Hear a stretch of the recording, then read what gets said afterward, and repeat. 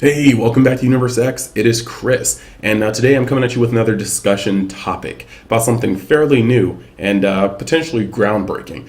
Before I get into it, I'd just like to ask everybody to like, comment, subscribe. I just announced yesterday that we have the winners for my subscriber giveaway, so the link for that will be right down there, and all you got to do is make sure that you're one of the winners, and if you were, comment down there and with how you'd like to be contacted, and we'll get to that. So moving forward, this discussion piece was sparked by a reveal that happened early morning yesterday, or late 2 days ago. That reveal was the red color, and there's a card in particular, Gogeta Unparalleled Fusion Warrior. I can leave that whole reveal in the description below as well with the second link, but Gogeta Unparalleled Fusion Warrior, it's a 6 cost 4 specified red, double strike Union Fusion 4 red, draw 2 cards, red Sun Goku BR and red Vegeta BR. Permanent. You cannot play this card from any area unless your leader card is a sand card and it is red and no other color.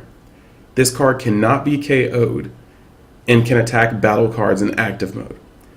Auto once per turn. When this card attacks a battle card, switch this card to active mode. So, there's a huge amount of power on this card. Cannot be KO'd. Can hit a battle card, and even on attacking can turn back into active mode. So we can dodge things like Explosive, Spirit Sun Goku off Shugash, things like that. At least his first time.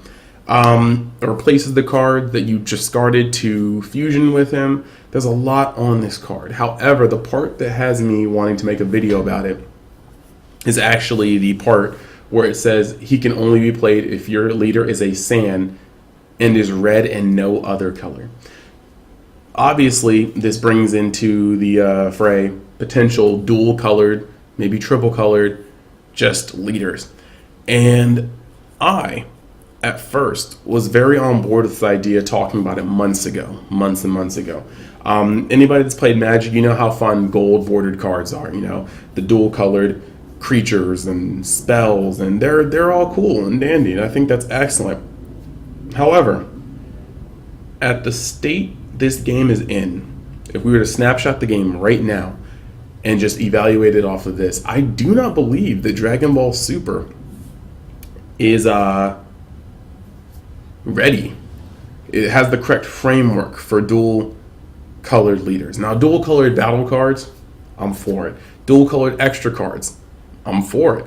I really do like the ability of tuning your colors to match these powerful dual-colored cards. And I like the ability, if they would implement it this way, to be able to put a card into your energy zone and have it be able to charge for more than one color. I think that's great. However, when it comes to leaders, I think the way this game is structured, it opens up an entire can of worms unless they completely erase the past 4 or 5 sets, because actually may still even be 5, because in this game right now, color identity is fragile enough as it is. There was a time where running a particular blue leader who is currently banned was better than running almost any of the respective leaders that you could be running the deck with the small exception to things like androids or the rush of mass sand, because they could only be done with their specific leaders for multiple reasons. But even past that, there was a good time where a blue leader, because of unyielding and flute, was just so much better than any other leader because of that. There was a time where running a yellow leader was inherently better because of Shugash. Between Shugash and Cold Bloodlust, a yellow Frieza's Army leader was better than most other leaders in the game. And I think that while it should never be that unbalanced again, color identity is a huge part of any game with a color system. And I just wanted to bring up a couple cards. For blue, looking at things like Unyielding Trunks. You have to have a blue leader, but he provides offensive untapping.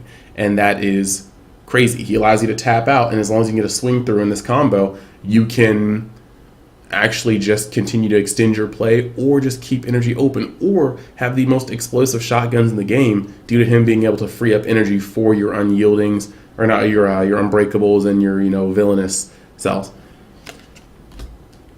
Flute, it's down to 1 now. It's not the card it used to be, but at the same time, it's still a blue exclusive card, and it provides a fair amount of power. Being able to bounce that Goten back to your hand to protect it when you know you can't otherwise. Being able to recycle a card that had a little powerful come into play effect. There's a lot of things. You can have a 3-drop with 6 open energy and play it, get his effect off, flute it, play it, get his effect off again. There's a lot of utility from this card, but it's one of the reasons, not exactly the main anymore, but one of the reasons why you want to run blue. Set 5 introduced a lot of counters. Dimension Magic is wonderful for blue leaders. The ability to counter and then open up more energy for the super combos, pseudo super combos, and more counters, too stupid. Red has cards like Glory Obsessed, which allows you to punch in active mode with a lot of power. It's a better Jiren because it costs a little less, and it's bound to red leaders. After Image, one of the best counters versus Storm outside of Nimbus. Soon we're going to be getting Is That All You Got from set 6, and that's also a red leader exclusive. Green has things like this, which is inherently just busted when you're actually using a green leader. It's just that green leaders aren't always busted. Revenge Death Ball, another Storm deterrent, stupid good. Shugesh, one of the best cards ever printed in this game and most broken. I mean, black doesn't have too many yet, but even cards like this would be a problem if you could splash them into any deck because it's black and yellow, black and green. And this card just allows you to push damage through. And I'm basically just saying that there are just certain color combinations already that are just really, really scary to think, like, let's say they make a mirror card that's black and green, The deck has access to Shocking Death Ball. The deck has access to Supreme Kai super combos that deal off your warp. The deck has access to Masked Sand, like the Black Masked Sand. You already have an interesting color combination. That's cool, but you're getting into a lot of things, and maybe that's one of the more tamer examples. Let's talk about a blue-red leader. A blue-red leader would have access to Unyielding Spirit Trunkses, would have access to Yamcha at 100%, the burn card. You have access to After Image, the new counter, Is That All You Got? You have access to Glory Obsessed. You have access to Dimension Magic and Flute. Like, can you imagine how disgusting Stormfist Krillin would be if this dude was red-blue instead of just blue? It would be almost oppressive, the cards that you would have at your disposal. And maybe that's what we need for the game to speed up. Maybe I could be definitely wrong. It just feels like some of the color combinations are scary. Could you imagine if they made a blue-yellow leader card? It almost doesn't even matter who the dude is and what his effect is. The ability to run Unyielding, to run Shugesh, on top of all the things that blue-yellow already offers, the deck would, unless they changed what cards and were available now, a blue-yellow leader, I think, right now would break the game in terms of playability. It would warp the state of the game. You'd have to main Cronoa. The fact that the deck can extend plays via Unyielding and use Shugesh, the deck would be tier 0 in terms of how fast it could kill you. There's just a lot of weird combinations. Green-blue could be dangerous. They would have more Storm. Between Revenge Death Ball and Sensu, you would have a lot more coverage for Load of the Grind aggro, and you might shut those cards out completely. So I guess with this text, it seems maybe almost inevitable that we're going to be getting dual-colored leaders. But I just feel like I'd rather see dual-colored extra cards and battle cards than I would dual-colored leaders. Because I think at this moment, the heart of color identity are the cards that can only be run by a certain color. And right now, like I said, I think our color identity is already fragile. But to take it and start mixing them it almost won't matter what the leader skills are in certain cards. Their color combinations in the cards, the exclusives, the color exclusives they give you access to, could make or break why you choose them. The dude may just be a vanilla on the front, but hey, if you've got Shugash and Unyielding and Dimension Magic, what's the point, you know?